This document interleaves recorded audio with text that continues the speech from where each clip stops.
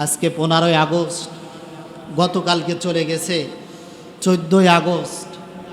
বিশ্বনন্দিত মুফাসসিরে কোরআন আল্লামা দেলোয়ার হোসেন সাইদি রাহিমাহুল্লাহ তার দ্বিতীয় শাহাদাত বার্ষিকী 2 বছর পূর্ণ হয়েছে গতকাল 14ই আগস্টে। আল্লাহ রাব্বুল আলামিন যেন এই প্রিয় মুফাসসিরের কবরকে জান্নাতুল ফেরদাউসের টুকরা বানায় দেন। যিনি 50টা বছর গোটা বিশ্বে কোরআনে কারিমের দাওয়াত পৌঁছিয়েছেন, অসংখ্য মানুষ তার হাতে কালেমা পড়ে মুসলমান হয়েছেন, ঈমান গ্রহণ করেছেন। মিলিয়ে নেন আল্লামা সাইদির বক্তব্য, সেই কত অনেক আগের যে বক্তব্যগুলো এখনও চালাবেন, দেখবেন মনে হবে জীবন্ত কোরআনের পাখি।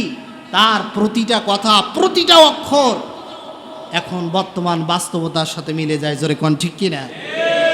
অথচ জালিমেরা এই কোরআনের পাখি আল্লামা দেলোয়ার হোসেন সাইদি রাহিমাহুল্লাহকে জেলখানা থেকে তখন যিনি বের হয়েছেন মুচকি হাসি দিয়েছেন, মনে হচ্ছে একজন সুস্থ মানুষ, কিন্তু ষড়যন্ত্র করে ইনজেকশনে বিষ প্রয়োগ করে কোরআনের পাখি আল্লামা সাইদিকে দুনিয়া থেকে বিদায় করা হয়েছে।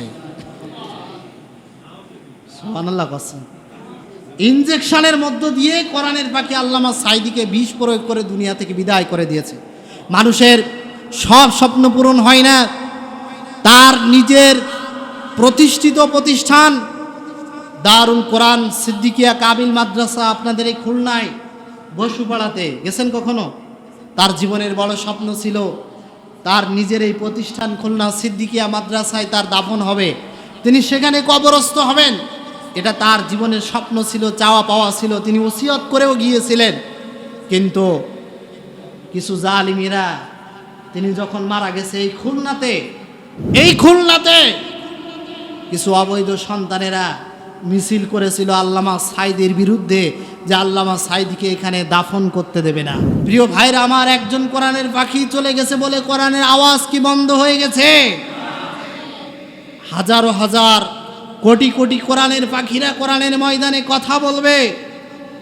লাইট যেমন ফু দিয়ে নিভানো যায় না, এর সুইচ আছে যেমন নির্দিষ্ট জায়গায়, কোরআনের সুইচও আল্লাহর হাতে।